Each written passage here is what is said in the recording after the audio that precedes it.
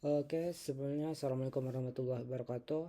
Perkenalkan, nama saya Ahmad Gosiwaridi dengan NIM 230605110083.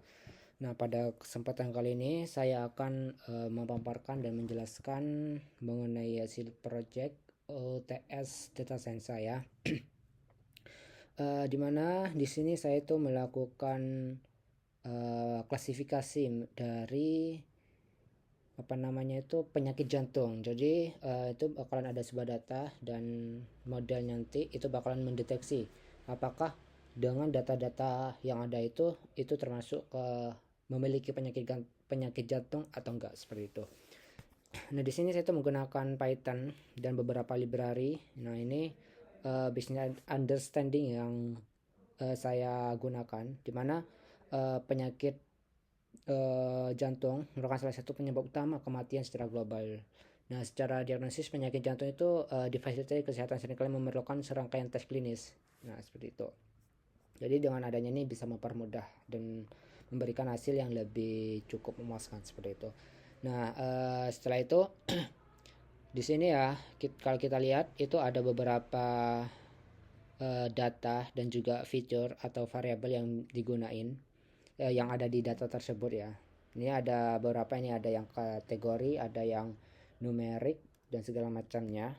Nah, habis itu di sini juga ada deskripsi dari data tersebut ya.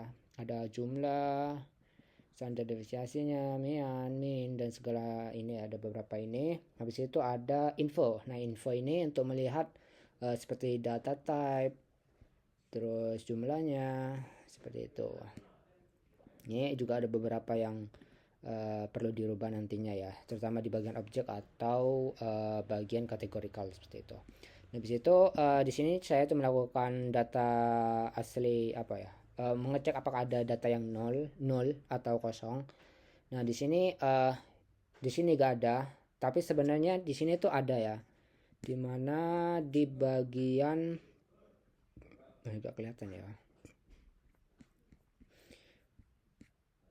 Ya di sini itu ada data di mana data bagian kolesterol itu memiliki nilai 0 itu benar-benar angka kosong. Jadi itu perlu dirubah, soalnya data itu kolesterol itu tidak memiliki tidak mungkin 0, seperti itu.